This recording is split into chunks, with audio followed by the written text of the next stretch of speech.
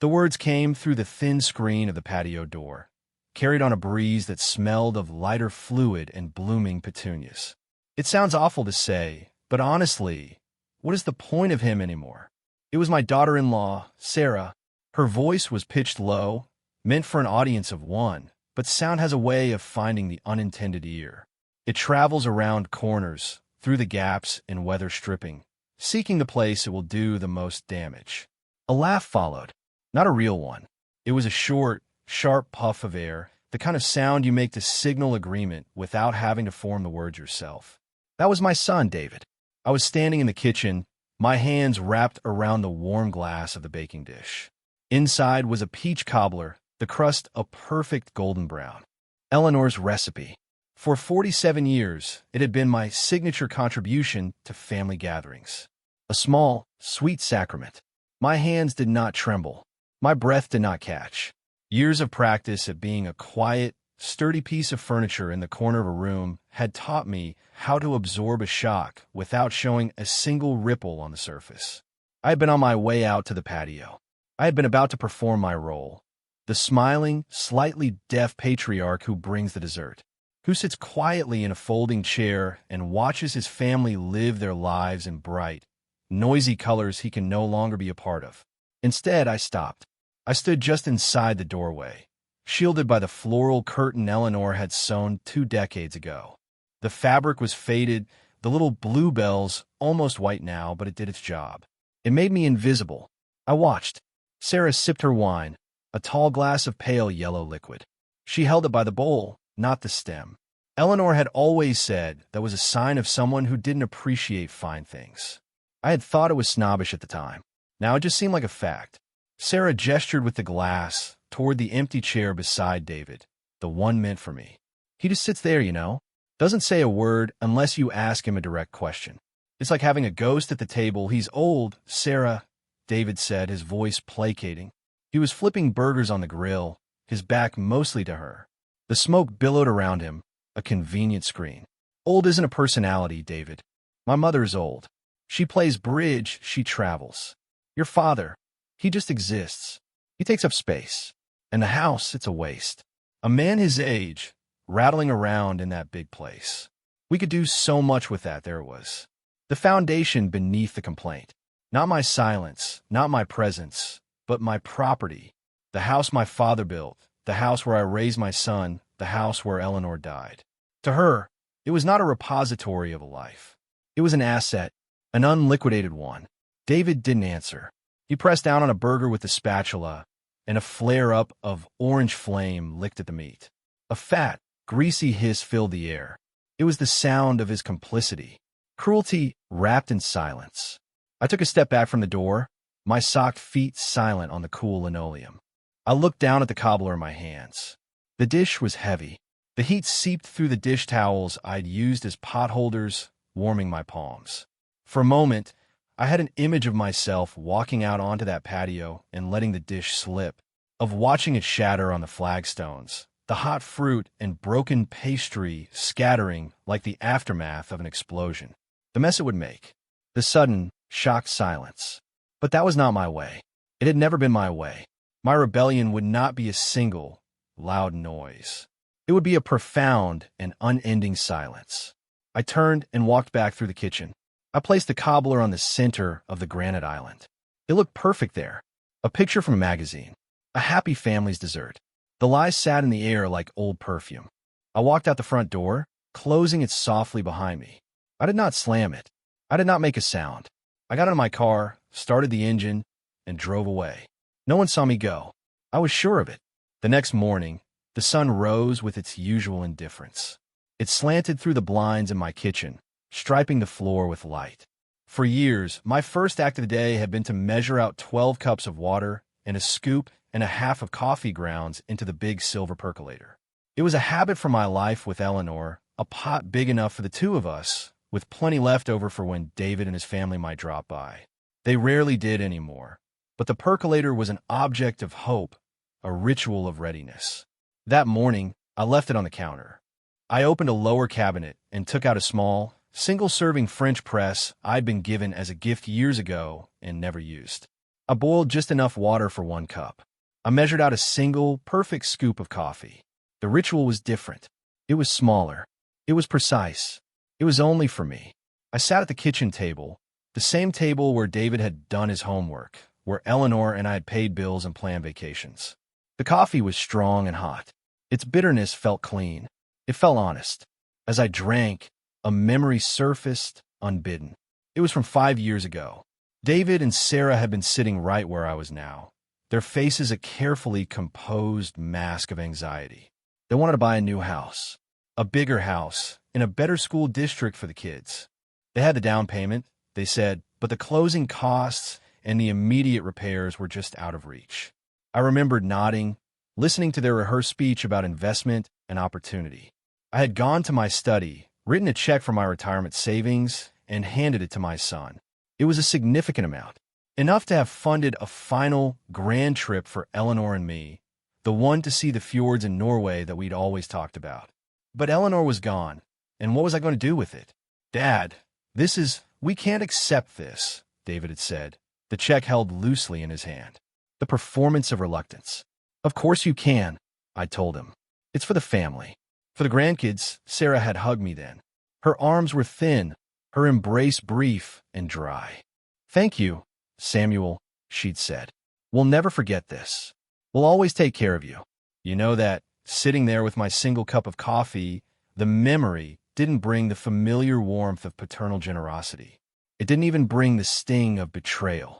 It felt, instead, like reading an old, canceled contract. The terms had been laid out, a service had been rendered, and the agreement had been breached. It was just a fact. All true. I finished my coffee, rinsed the cup, and placed it in the dish rack to dry. Then I walked to my study. The room smelled of old paper and wood polish. It was the one room in the house that was entirely mine. Eleanor had her sewing room. This was my domain. The heavy oak desk was my father's. The shelves were filled with books on history and carpentry. For the past few years, it had mostly been a place to store paperwork. I didn't turn on a lamp. The morning light was enough. I went to the filing cabinet, the green metal one in the corner. The key was in a small dish on the desk, right where it always was. The drawer slid open with a quiet, metallic sigh. I was not an organized man by nature, but Eleanor had been. She had created this system of folders, each neatly labeled in her perfect, cursive hand. Taxes, insurance, medical. I pulled out the one marked household. Inside was the deed to the house. I spread it out on the desk. My name was there, Samuel Abbott, and Eleanor Abbott. When she died, it had become solely mine. David was not on it. I had vaguely remembered a conversation years ago where he'd suggested adding his name just to make things easier later on. I had put him off, and then it had been forgotten. I felt a quiet, cold wave of relief. The foundation was still mine. Next, I found a folder for banking. I laid out the most recent statements. My pension, my Social Security, the retirement account I'd drawn from for their down payment. The numbers were smaller than they used to be, but they were sufficient. I saw the automatic transfers, the small allowances I sent to the grandchildren for their birthdays. I saw the supplementary credit card on my main account. It was David's. For emergencies, he had said.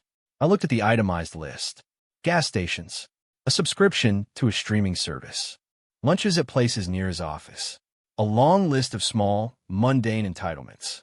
The final document was the most important. It was in a thick, blue folder labeled Estate. Inside were our wills, Eleanor's and mine, mirror images of each other. And stapled to the front was the durable power of attorney. It granted David full authority to make financial and medical decisions on my behalf should I become incapacitated. I had signed it in a lawyer's office a few weeks after Eleanor's funeral. David had held my arm. Just a formality, Dad, he'd said. To make sure you're taken care of. I read the legal language, the dense blocks of text that gave my son control over my life. I had signed it out of grief and trust. I had seen it as an act of love, of easing a future burden for him. Now I saw it for what it was, a transfer of power. A key I had willingly handed over to the person who now saw me as a ghost taking up space. I folded the papers neatly and put them back in their respective folders. I did not feel rage. The time for that kind of hot emotion had passed. Perhaps it had never even been there. What I felt was a quiet, urgent need for clarity. 4 facts. The facts were clear. My life was still, technically, my own. The levers of control were still within my reach. I had simply forgotten I was allowed to pull them. I picked up the phone book. It felt like an artifact from another era. I looked up the number for the law firm that had handled our original wills. The name I knew, Mr. Abernathy, was no longer listed, but the firm Abernathy, Smith & Jones was still there. I dialed the number. A polite, professional voice answered. Yes, I said, my own voice steady calm. I would like to make an appointment to review my estate planning. There was a pause, the sound of keyboard clicks. We have an opening with Mr. Harris next Tuesday at 10. That will be fine, I said. Thank you. I hung up the phone. It was done. A single step taken. The first move in a game I hadn't known I was playing. I did not spend the week waiting for Tuesday in a state of agitation. The decision, once made, had settled in me like a stone at the bottom of a still pond. The days that followed were marked by a series of small, quiet acts of reclamation. I went down to the basement, to my workshop. It had been dormant for years. A fine layer of sawdust covered everything, a pale brown shroud. The air was cool and smelled of pine and oil. I had once spent hours down here. I'd built a cradle for David, then bookshelves for his college dorm room, then a rocking horse for his first child, Lily. The last thing I had made was a small, intricate dollhouse for Lily, a replica of our own home. She had loved it for a year, and then it had been relegated to a corner of her room, filled with plastic toys that didn't fit its scale. My tools were still on the pegboard, outlined in black marker, each in its place. I ran my hand over the smooth, worn handle of wood plane. I picked it up. It felt familiar, comfortable. It felt like an extension of my own hand. I found a piece of scrap cedar. I didn't have a plan. I simply began to work. I clamped the wood to the bench and began to plane the surface. The rhythmic scrape of the blade, the curl of fragrant wood shaving up from the metal, the focus required. It was a form of meditation. I wasn't building anything for anyone. I was just working the wood. I was making something smooth out of something rough. The work was the point.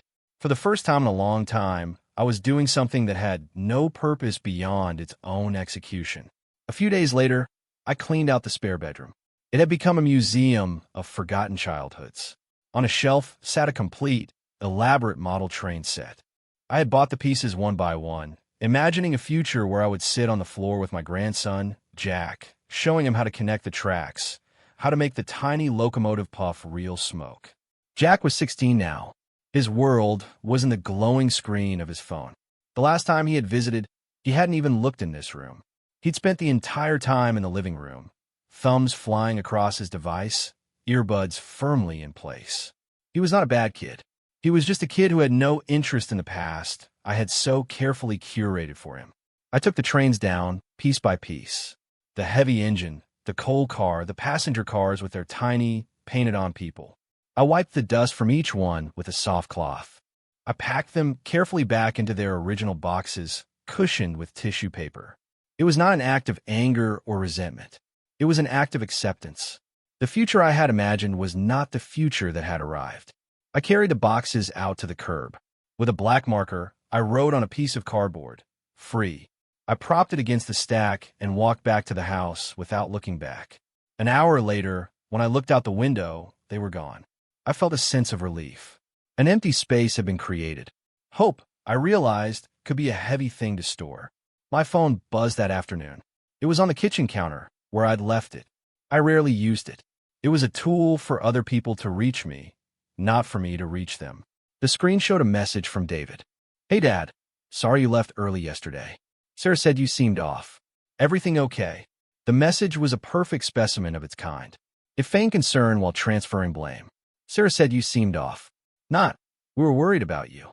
It was an inquiry that did not require an emotional response, only a factual one. "Yes, I am fine." That is what he expected. That is what I had always provided. The easy, frictionless reassurance that nothing was wrong, that he had no obligation to worry. I read the message twice. I saw the architecture of it, the careful construction of plausible deniability. He had fulfilled his duty as a son. He had checked in. I pressed my thumb to the screen and held it over the message. A small menu appeared. Delete. I pressed it. The message vanished. It did not go into a trash folder. It simply ceased to be. I had not read it. It had never been sent. This was a new rule. I would not be a repository for hollow gestures.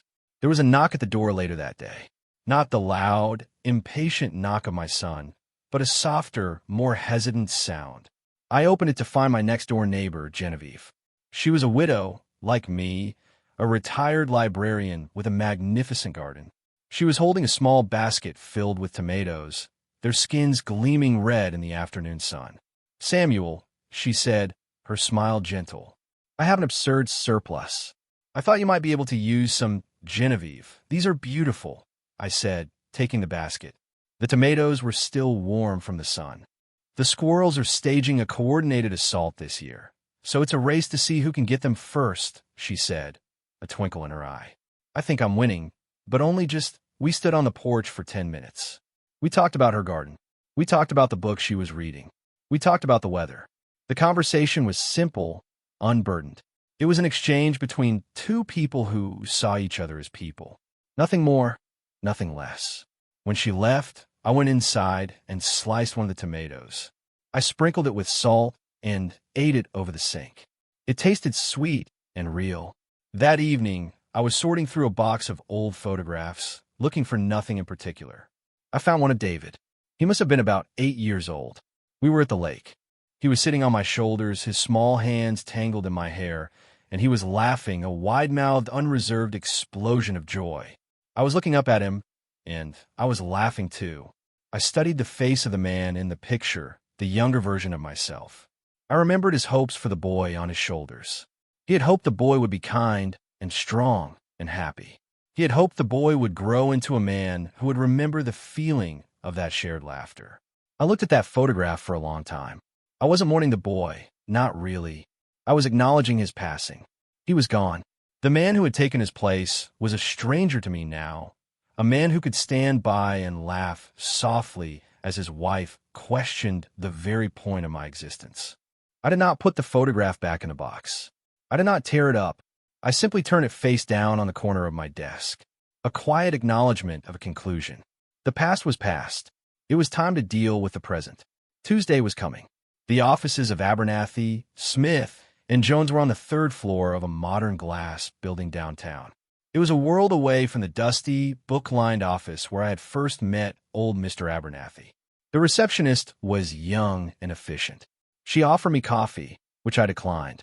I sat in a leather chair that was too soft and waited. Mr. Harris was younger than I expected, a man in his late 40s with a neat, graying beard and a calm, direct gaze. He didn't engage in small talk. He shook my hand, led me to his office, and got straight to the point. "You said on the phone you wanted to review your estate planning, Mr. Abbott. What aspects are you concerned with?" His office was tidy, almost Spartan. No family photos, just law books and framed degrees. He was a professional, a facilitator. This was exactly what I needed. An emotional man would have been a complication. "I want to revoke my current durable power of attorney," I said. The words came out easily. They felt solid, factual. Mr. Harris made a note on a yellow legal pad. He did not ask why. He simply asked, "And do you wish to appoint a new agent?" "No," I said. "Not at this time," he nodded. "All right. And you mentioned your will. I want to draft a new one. The old one is to be completely superseded, understood. What changes did you have in mind for the disposition of your assets?" He used the formal, detached language of his profession, and I was grateful for it. It made the whole process feel like a simple business transaction. "I have a son, David, and 2 grandchildren, Lily and Jack," I began.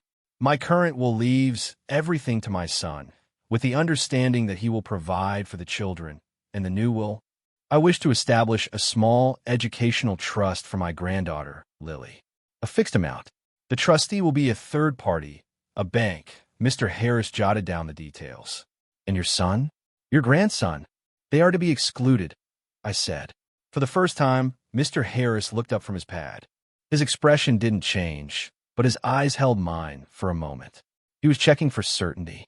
He was looking for hesitation, for a flicker of doubt. He found none. "And the remainder of the estate?" he asked. "The house is to be sold. All remaining assets, including the proceeds from the sale of the house, are to be donated to a single entity. I gave him the name of the local animal shelter, the Eleanor Abbott Memorial Fund. I specified. My late wife was a volunteer there for many years. He wrote it all down. He explained the process, the documents I would need to sign, the timeline. He was clear, concise, and utterly devoid of judgment. When I left his office an hour later, I felt a profound sense of lightness. The first legal threads that bound me to my son's expectations had been snipped. My next stop was not home. I drove to a hardware store. I walked through the aisles until I found the section for locks and door hardware. I chose a new deadbolt for the front door and a new locking handle for the back. I paid in cash. On the way home, I called a locksmith from the car. "I need someone to come and change the locks on my house," I said. "Today, if possible." The locksmith, a young man with tattooed arms and a quiet demeanor, arrived that afternoon. I let him in and watched him work. He whistled softly as he dismantled the old locks, the ones David and Sarah had a key to. The sound of his drill was loud in the quiet house. It felt like a declaration. When he was finished, he handed me 2 new keys. They were shiny and sharp. "All set, sir," he said. I paid him, and after he left, I locked the front door. I turned the deadbolt. The sound of the bolt sliding into the frame was solid, definitive. It was the sound of a border being established. It was the sound of security. The following day, I went to the bank. I had an appointment with the branch manager, a woman I had known for years. I had the new legal paperwork from Mr. Harris, the document revoking David's power of attorney. I laid on her desk. "I need to make some changes to my accounts," I said. She read the document carefully. Like Mr. Harris, she was a professional. She did not ask personal questions. She simply nodded and turned to her computer. "What did you need to do, Samuel?" "I want to remove my son, David Abbott, from any and all of my accounts. He has access to my checking account and a supplementary credit card. I want that access terminated immediately." She typed for several minutes. The only sound was the clicking of the keys. "All right," she said finally. "His access has been revoked. The credit card has been canceled. I would recommend you change your online banking passwords and security questions as well." We could do that right now. We did. I chose new passwords, new questions whose answers were known only to me. Secrets from a life before my son was born. The name of my first pet. The street I grew up on. Things he would never know to guess. The entire process felt like a quiet, methodical erasure. With each keystroke, a connection was severed. A presumption of access was denied. I was drawing the boundaries of my life back around myself, pulling in the lines until the only person inside them was me. Back at home, I undertook one final task of reorganization. I went to the filing cabinet in my study. I pulled out all the folders pertaining to David, his birth certificate, his school report cards, the file with the documents related to the loan I had given him for his house, the one I had never expected him to repay. I didn't destroy them. They were part of a history that had happened, but they no longer belonged in the active file of my life. I found an empty cardboard box, an archive box. I placed all the files inside, one by one. I closed the lid and took a black marker. On the side, I wrote a single word, archive. I slid the box onto a bottom shelf in the closet. It was history now, stored but not current, acknowledged but not active. The work was done. All the pieces were in place. Now all I had to do was wait. It took 3 days. It was a Thursday afternoon. I was in the living room, reading a book, when I heard the sound of a car in the driveway. A moment later, a key scraped against the new lock on the front door. It tried once, then twice. The sound was jarring, an insect buzzing against a window pane. Then came a knock. Solid, impatient. David's knock. I did not get up. I did not move. I sat in Eleanor's armchair, the book open in my lap, and I listened.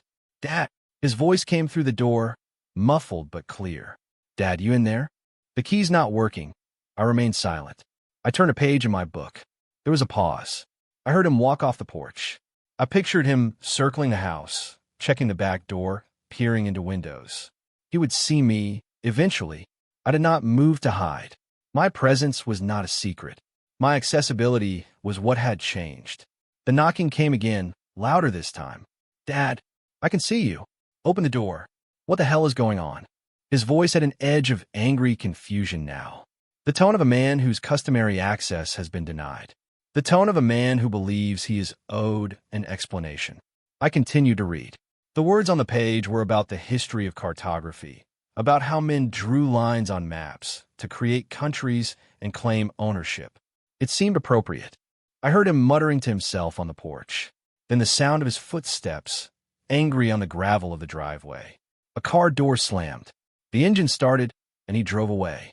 The silence that descended on the house afterward was deep and peaceful. It was a silence of my own making. The first confrontation had been conducted without a single word from me. Silence, I was learning, was a powerful tool. It could not be argued with. It could not be manipulated. It simply was. 2 days later, my phone rang. The number was not one I recognized. I almost let it go, but something made me answer. Hello. Grandpa. The voice was young, hesitant. It was Lily. Lily, I said. It was a statement, not a question.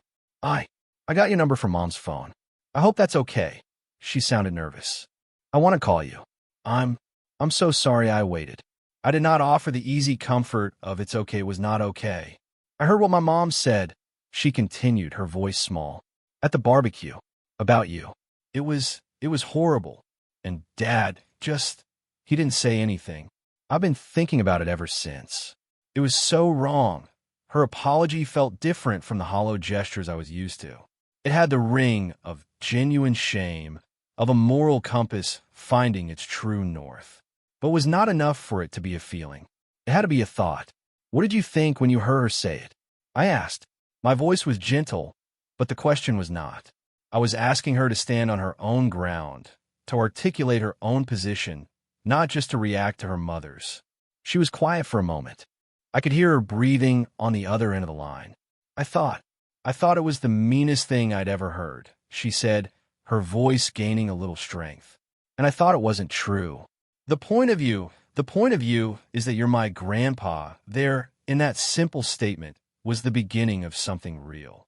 A connection not based on utility or inheritance, but on a simple, fundamental relationship. I see, I said. Thank you for telling me, Lily. Can I see you, Grandpa? I miss you, yes, I said. We could do that. Let's meet for coffee tomorrow. At the diner on Main Street. At 3-inch, okay, Lily, I added before she could hang up. There's a condition, what? When we meet, we will only talk about what is true. Okay, Grandpa, she said softly. I promised. The next day, as I was getting ready to leave, a car pulled into the driveway with a screech of tires. It was Sarah's SUV. She got out and marched to the front door, banging on it with the flat of her hand. I took a deep breath. This was the next step, the verbal confrontation. I opened the door, but I did not step back to let her in. I stood on the threshold, my body a quiet barrier. She looked furious.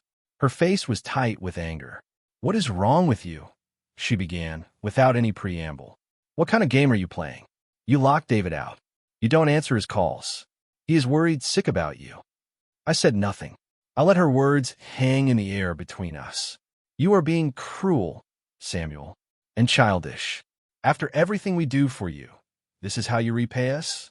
By throwing a silent temper tantrum like a toddler. She paused, expecting me to flinch, to argue, to defend myself. I did none of those things. I simply watched her, my expression calm. My silence seemed to unnerve her, to steal the energy from her anger. This is about the barbecue, isn't it? She said, her voice dripping with scorn. You overheard something and got your feelings hurt. Is that it? Are you that fragile? I finally spoke. My voice was low and steady. For 15 years, Sarah, I said, you have spoken to me with contempt. You have treated me as an inconvenience in my own home. You have regarded me as little more than a future inheritance. I listened to you the other day. I heard what you really think. And I have decided to honor your opinion. She stared at me, her mouth slightly open. She was speechless. You find my presence pointless. I continued, my voice even. So, I have removed it. You will no longer be burdened by my existence. I will no longer be an inconvenience to you. I looked at her, and for the first time, I think she truly saw me.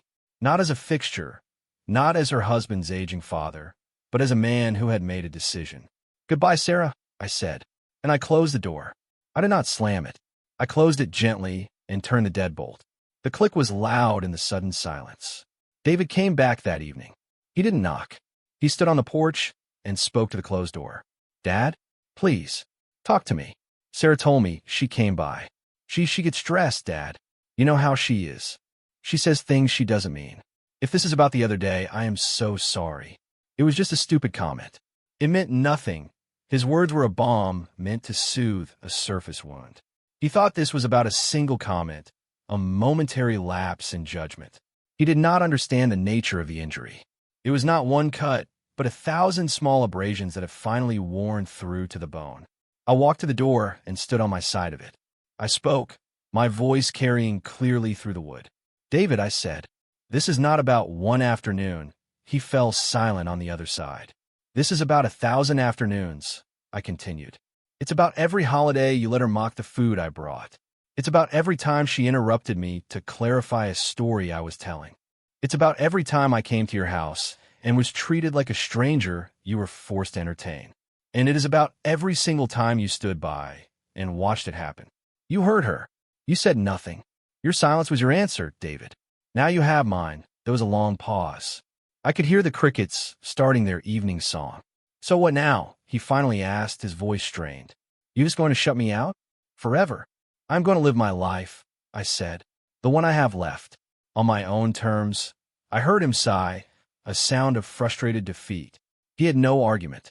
I had not accused him of a crime, only of a long and steady abdication of love. He stood there for another minute, and then I heard his footsteps on the porch and the sound of his car driving away for the last time. The final confrontation was over, and it set me free. The decision to sell the house came to me not in a moment of crisis, but in a moment of profound peace. I was sitting in the living room the morning after my final conversation with David. The house was quiet, too quiet. It was a vessel built for a family, and now it held only me. Its silence was no longer peaceful. It was cavernous. The rooms were filled with ghosts, with memories of a life that was over. Eleanor, David as a boy, a version of myself I no longer recognized. It was time to leave them behind. I didn't call a real estate agent right away. Instead, I began a slow, methodical farewell. I walked through each room, not with sadness, but with the dispassionate eye of an archivist. I was taking inventory. In the bedroom, I stood before Eleanor's closet. It still smelled faintly of her perfume.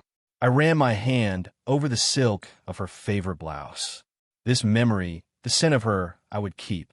I took the blouse and folded it carefully. The rest of her clothes, I packed into boxes for donation. It was not a betrayal. It was an acknowledgement that her life was hers and mine was mine. Her things deserved a new life, not a slow decay in a dark closet. In David's old room, I touched the pencil marks on the doorframe where we had tracked his height. From a small boy, barely reaching my knee, to a young man who stood taller than me.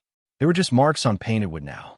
A record of physical growth that had not been matched by a growth of character. I touched the marks, then closed the door and walked away. I decided what was worth keeping. My books. My tools. Eleanor's armchair, the one with the worn fabric where her head used to rest.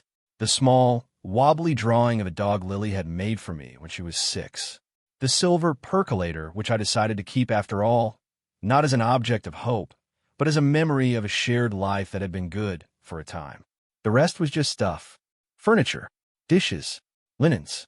A lifetime of accumulation. I would let it all go. A week later, I called an agent.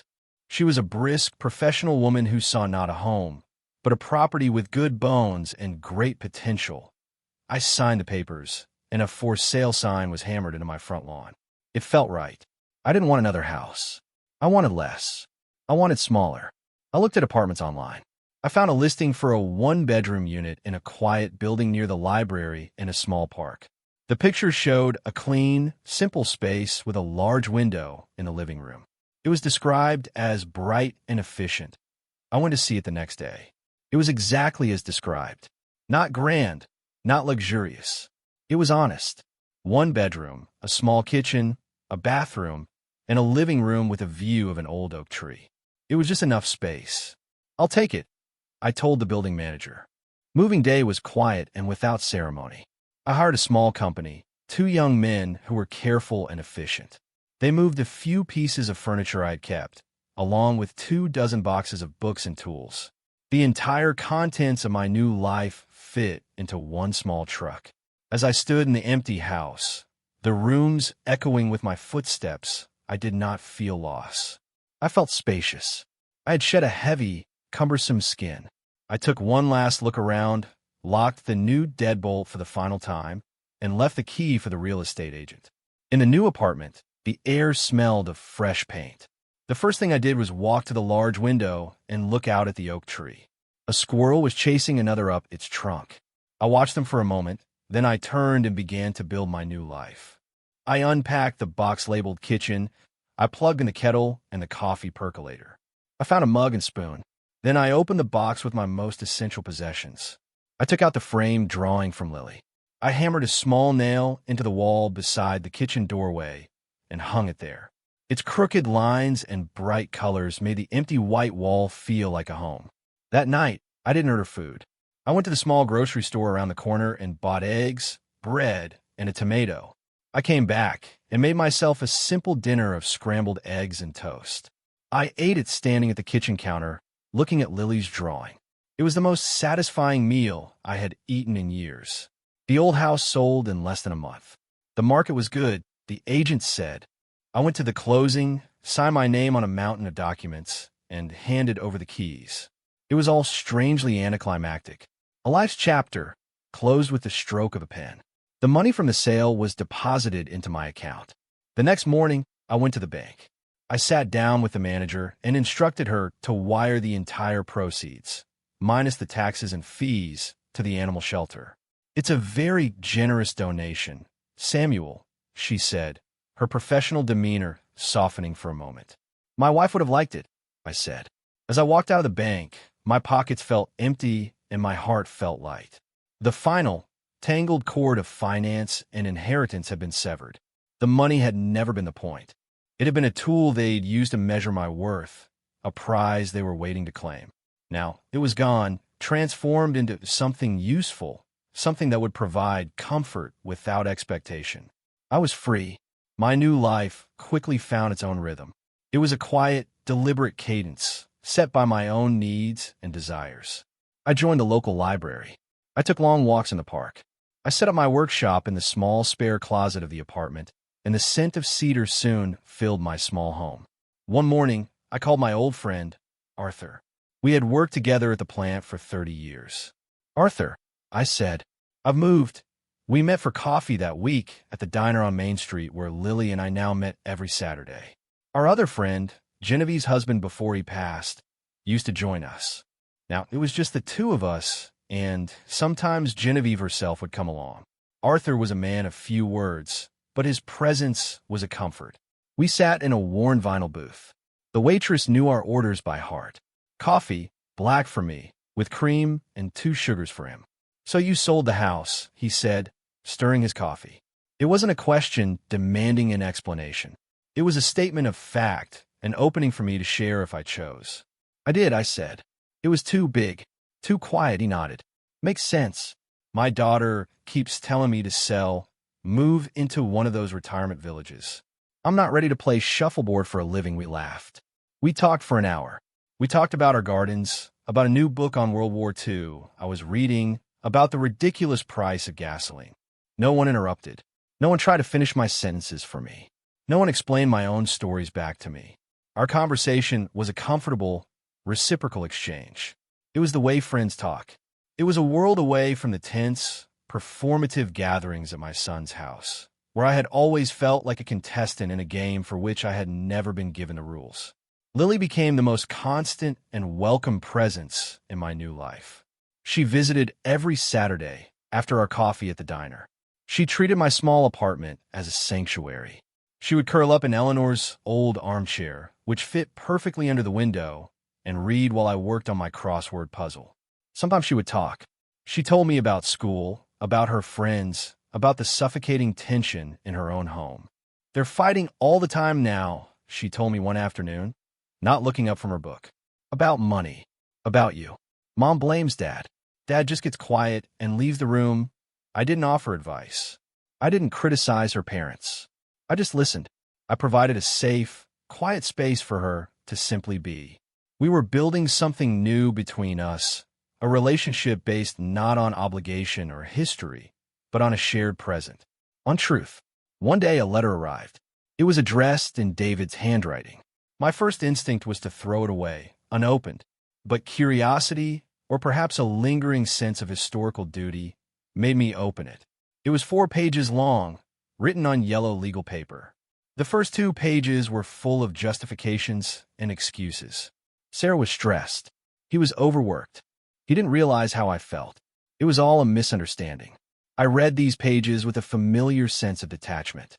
But then, on the 3rd page, the tone shifted. The excuses fell away. What was left was something raw, something that resembled an apology. He wrote about being on my porch, talking to a locked door. He wrote about realizing that my silence was not a punishment, but a mirror reflecting his own. He wrote that he was sorry, not just for the barbecue, but for the years of quiet neglect. He wrote that he missed being my son. I read the letter through once. I could see the struggle in the words, the painful effort it had cost him to write them. I acknowledged the effort. Then I folded the letter, slid it into an envelope, and walked to my study closet. I opened the cardboard box marked archive and placed the letter inside. I did not need to respond. His apology was his own to wrestle with. My peace was no longer contingent upon his words, his feelings, or his regrets. It was mine. I had built it myself. My 78th birthday arrived on a crisp autumn Tuesday. I woke up and made myself a pot of coffee. The day was mine. I did not expect calls or visits. I had made no announcements. I spent the morning at the library, reading the newspaper from cover to cover. For lunch, I bought myself a hot dog from a street vendor and ate it on a park bench, watching the leaves fall from the old oak trees. It was a simple, perfect day. It was quiet. It was mine. That evening, just as the sun was setting, there was a soft knock on my apartment door. It was Lily. She was holding a small paper bag. "Happy birthday, Grandpa," she said, her smile genuine and bright. She didn't bring a large cake or a pile of gifts. She didn't bring a crowd of people to sing a song. She came in, and from the bag, she took out a single cupcake with a swirl of white frosting and 1 blue candle. She also handed me a card she had made herself from folded construction paper. On the front was a drawing of a birdhouse, remarkably similar to the one I was building in my workshop. Inside, in her neat, careful handwriting, it said, "For Grandpa Samuel. I'm so glad you are here." She lit the single candle, and I blew it out. We shared the cupcake, sitting at my small kitchen table. It was the best birthday I could remember. It was a celebration not of my age, but of my presence. A quiet confirmation that the point of me was simply to be here. To be her grandpa. To be Samuel. Later that night, after she had gone, I sat down at my small desk. I opened a new journal, a gift to myself. On the first page, I wrote about the day, about the taste of the hot dog, the rustle of the leaves, the sweetness of the cupcake. I wrote about Lily's card. I finished the entry with a final thought, a summation of the journey I had taken. For 77 years, I answered to other names. Husband, father, dad, provider, handyman. After a while, burden. They were all roles I played, costumes I wore. Today, my granddaughter wished me a happy birthday and called me by my name. Samuel. It felt right. It felt like coming home to a place I had never realized I'd left. My purpose is simple now. It is not to be useful or to be a legacy or to be an asset on a balance sheet. It is only this, to remember my name, to set my own table, to be. I am.